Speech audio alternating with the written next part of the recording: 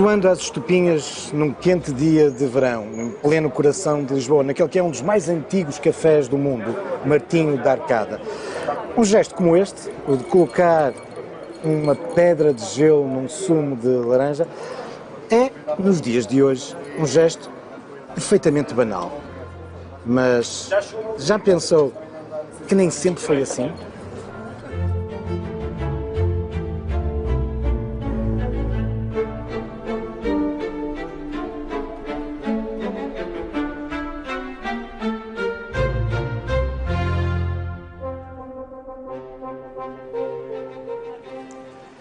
A 6 de junho, não era verão, mas quase, do ano de 1775, 20 anos apenas após o terremoto de Lisboa, a capital ia conhecer uma das maiores festas de que há registro. Estamos no auge do absolutismo, também do barroco, essa estratégia artística cenográfica, teatral. E nesse dia 6 de junho de 1775, aqui no Terreiro do Paço, é inaugurado esta estátua. É o próprio rei Dom José com o seu todo-poderoso ministro Sebastião José de Carvalho e Melo, Marquês de Pombal, que estão a presidir a cerimónia. Mas a festa não se ficará apenas pela celebração da inauguração da estátua. Haverá um enorme banquete. Sabemos de alguns dos produtos que foram utilizados nesse banquete. Vamos correr dos meus apontamentos.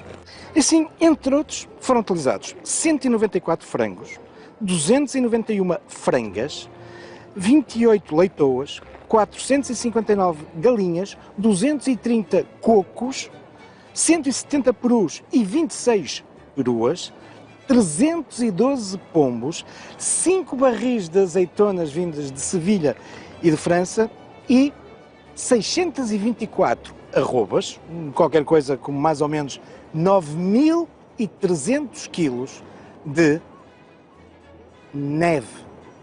Neve em junho, em Lisboa. De onde veio essa neve?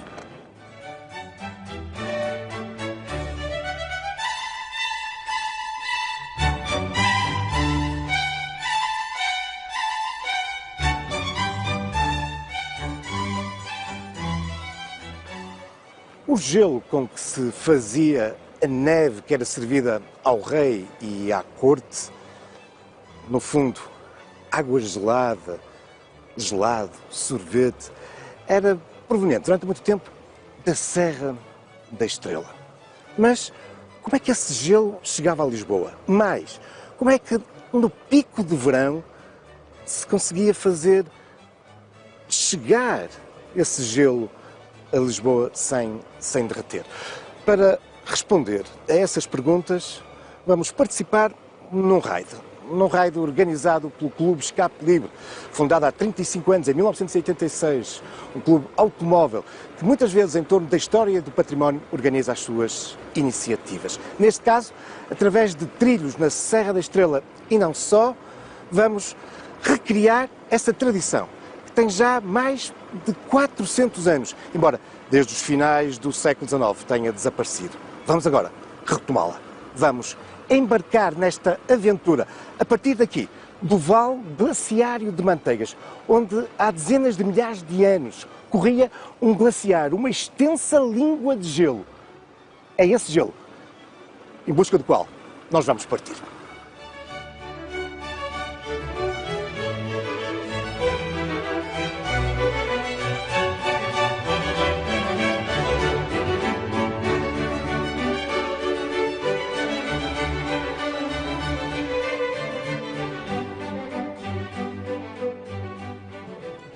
Este é um raid muito interessante, não só porque nos vai permitir passar por paisagens deslumbrantes, por um património histórico relevante, mas porque o próprio raid se reveste de algum modo de características de investigação etnográfica e de arqueologia industrial. E porquê? Porque se é verdade que estamos perante uma tradição muito antiga e relevante, esta, a de produzir gelo mesmo no verão para levar para Lisboa, que remonta pelo menos ao século XVII, também não deixa de ser verdade que a partir do século XVIII, nomeadamente com a criação da Real Fábrica de Gelo, ou a Fábrica da Neve, na Serra de Montejunto, já bem mais próximo de Lisboa, terá feito decair esta produção, algo que se vai irá acentuar ao longo do século XIX. E por isso, se bem que temos registros desta produção do gelo na Serra da Estrela, não temos muita documentação sobre a forma como é que ela se processava, como é que se fazia o transporte. E, de algum modo, este raid vai nos tentar fazer responder algumas dessas questões. E é fundamental perceber isto, até porque, com efeito, a primeira neve que chegava a Lisboa era, de facto, proveniente da Serra da Estrela. E desde, pelo menos, 1619, quando o rei Filipe III de Espanha, o segundo de Portugal, se desloca a Lisboa e diz que quer, para as suas emendas, quer tomar neve. Expressão curiosa e que se irá prolongar durante muito tempo. Olha, por exemplo, essa de Queiroz, nos seus romances, na Tragédia da Rua das Flores, a determinada altura põe uma das personagens a dizer para outra: vamos tomar neve de morango e laranja, da melhor neve deste ano. Mas importa também dizer que, apesar deste desejo do rei Filipe III, é muito provável que mesmo antes a neve já chegasse à corte. Mas a partir desta altura ela passa a ser de uma forma sistemática. A documentação passa a ser mais abundante e aqui destaca-se a figura do neveiro mor, de origem fidalga, que vai ser o responsável por conseguir fazer chegar todos os dias, entre sensivelmente 15 de abril e outubro, qualquer coisa como 450 a 600 quilos de neve, de gelo, a Lisboa. Mas como é que, em pleno pico de verão, julho, agosto, se conseguia fazer chegar gelo a Lisboa? Para responder a esta pergunta, vamos ter a nossa primeira paragem, no Covão da Metade.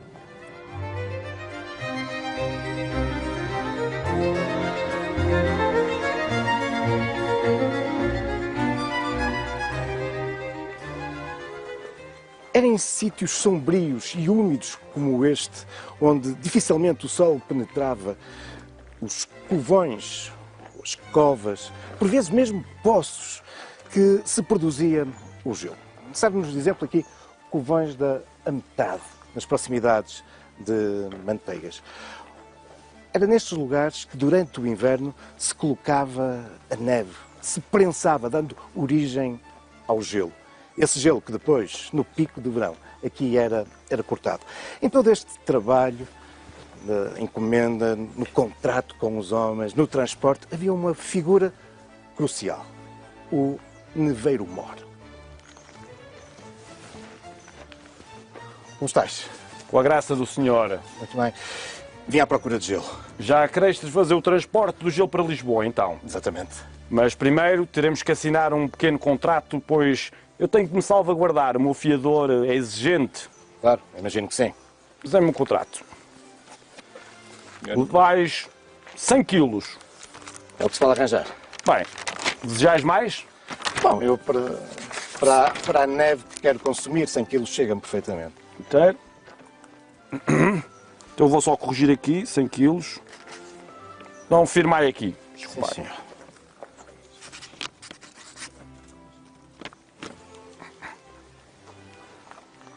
E agora? Onde está? Agora vem o gelo. Senhora, terá que já o gelo? Trazei já, 100 quilos. E como foi a viagem até cá? Foi boa. As estradas do reino estão bem melhores do que no seu tempo.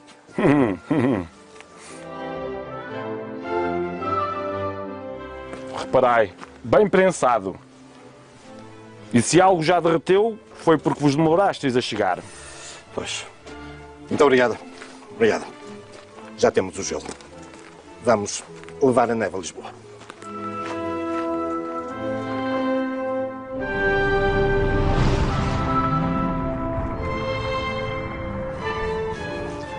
Bom, e prosseguimos este nosso raid através dos trilhos da Serra da Estrela.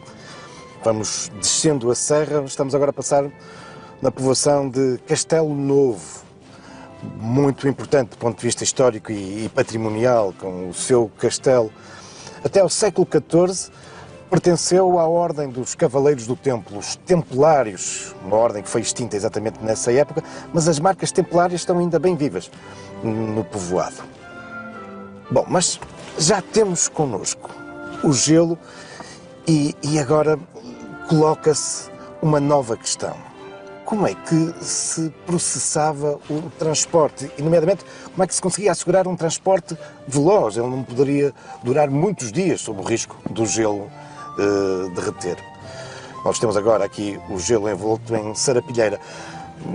No passado, muito provavelmente, o gelo seria protegido com elementos vegetais, grandes folhas de couve, palha, mas, para além desta proteção, havia então que arranjar uma forma expedita, rápida, de fazer chegar o gelo a Lisboa.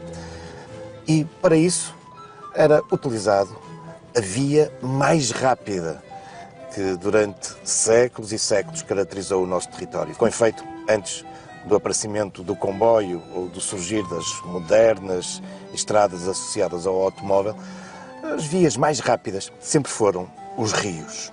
E por isso, para fazer chegar rapidamente o gelo, a neve a Lisboa, nada melhor do que utilizar o grande rio que banha a capital, o Tejo. Ora, para chegar rapidamente ao Tejo, existe na Serra da Estrela um modo privilegiado: descer o Vale do Zézer. É isso que vamos fazer.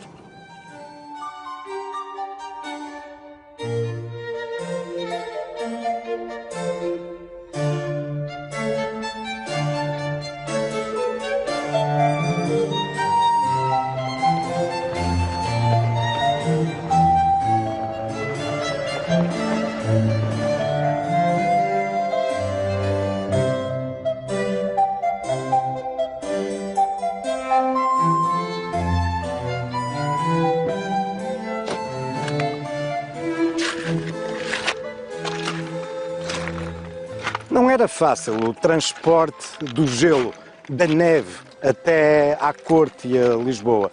Um trajeto que, com o passar dos séculos, se foi alargando para outros destinos, onde uma elite aristocrática e crescentemente burguesa fazia do consumo da neve um ponto alto do menu dos seus banquetes, das suas festas. Não deixava de ser algo de requintado e, ao mesmo tempo, uma forma de afirmação social. Mas era de facto um transporte difícil e até por isso era um negócio importante. Um negócio envolvendo muitos interesses e, não raras vezes, alguns conflitos. E não deixa por isso ser sintomático que em 1756 ainda não se tinha cumprido um ano sob o terrível terremoto de Lisboa de 1755 e vemos nada mais, nada menos do que Sebastião José de Carvalho e Melo, o Marquês de Pombal, o todo-poderoso Marquês de Pombal, a ter que passar um documento onde está exatamente a resolver um desses problemas em torno daqueles que têm o negócio da neve em Lisboa. Mas o transporte, como vos dizia, era fundamentalmente feito através de rio. E, desde a Serra da Estrela, a grande via de ligação a esse grande eixo que era o Tejo era, afinal, o Zézer. Esse extenso rio, são cerca de 200 quilómetros, o segundo maior rio que percorre exclusivamente território português, depois do Mondego, depois de passar por Manteigas. Esse rio desce em direção ao Tejo. Encontro aqui, em Constância. E este seria seguramente um dos primeiros portos onde era possível agora embarcar o gelo, a neve e levá-la para Lisboa.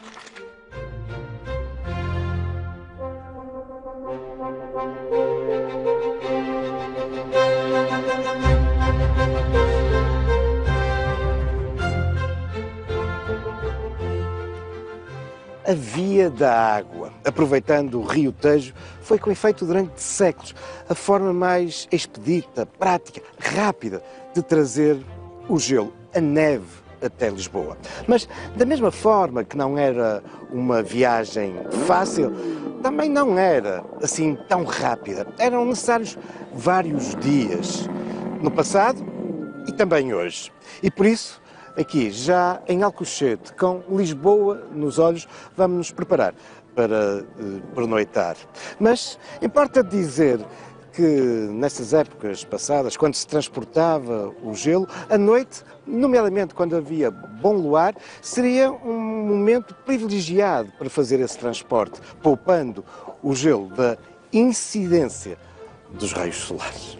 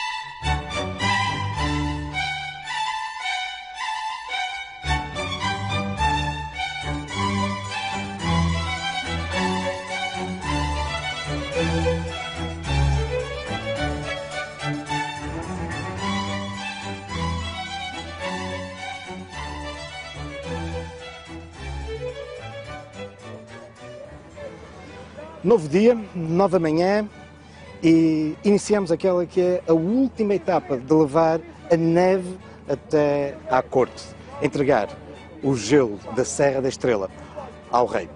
Continuamos a seguir a Via da Água, através do Rio Tejo. Embarcamos, nós e o gelo, nos cais da Moita e a bordo deste varino estamos a sulcar as águas do grande rio. Nos dias de hoje, para conseguir concretizar esta recriação histórica, contamos com o apoio da Marinha do Tejo, uma instituição fundada em 2008 e que reúne os proprietários e os arrais das embarcações tradicionais do Tejo. Uma instituição que tem tido um papel crucial na salvaguarda desta memória, deste património fluvial, que afinal é marcante na memória coletiva desta região e do país. Aliás, nós podemos, em rigor, fazer remontar as origens da Marinha do Tejo aos inícios do século XIX, mais precisamente à terceira invasão francesa entre 1810 e 1811. O comandante todo-poderoso das tropas anglo-lusas, Wellington, percebendo do sucesso que tinha tido durante a primeira e a segunda invasão francesa, a resistência popular, a pequena guerra, a guerrilha, vai também tentar utilizar isso aqui em Lisboa com as embarcações tradicionais.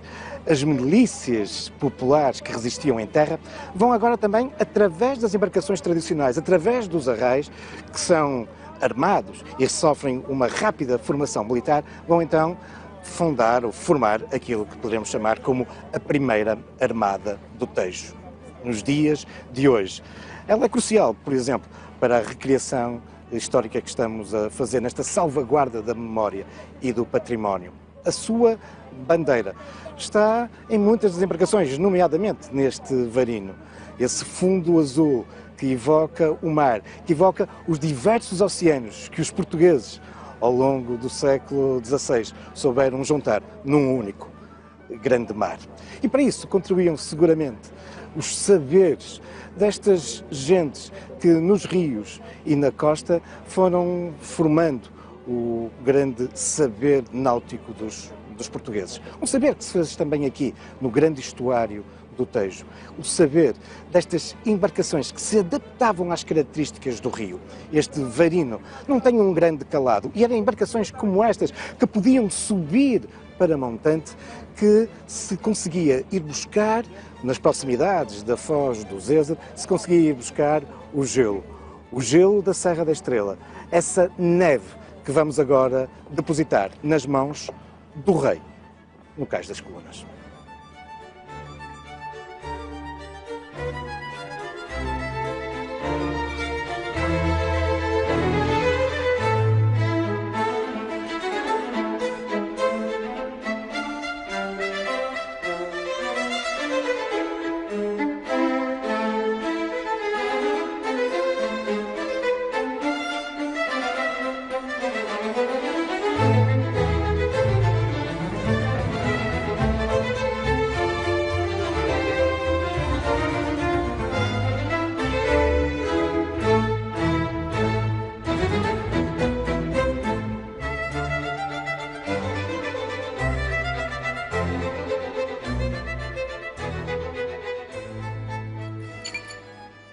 Sim, é com gelo da Serra da Estrela que neste quente dia de verão me encontro aqui a refrescar com um sumo de laranja e um gelado no coração de Lisboa, no Martinho da Arcada. Isto depois de termos cumprido esta missão de ter trazido a neve da Serra da Estrela aqui, até ao Terreiro do Paço. Vir dar neve ao rei. Recolhemos a neve num covão, um desses sítios recônditos da serra onde o sol nunca incide e onde foi possível permanecer até agora, até agosto, gelo, e através dos trilhos da serra, nos veículos todo-terreno do Clube Escape Livre, e depois, através do Tejo, com o apoio da Marinha do Tejo, trazer de facto este gelo. Mas importa dizer que o transporte do gelo registado desta forma, como vimos desde pelo menos os inícios do século XVII, a partir do século XVIII vai se tornar muito mais facilitado quando surge perto de Lisboa uma série de estruturas, nomeadamente a Real Fábrica do Gelo, que passou de um modo muito mais rápido e em maior quantidade a fazer chegar o gelo à capital. Iniciava-se assim um processo de democratização do acesso ao gelo, algo que, como é evidente, se vai acentuar nos finais do século XIX e no início do século XX, não só com a produção do gelo industrial, mas depois com os eletrodomésticos domésticos, nomeadamente o frigorífico, as geleiras. O gelo tornava-se, por isso, num produto corrente.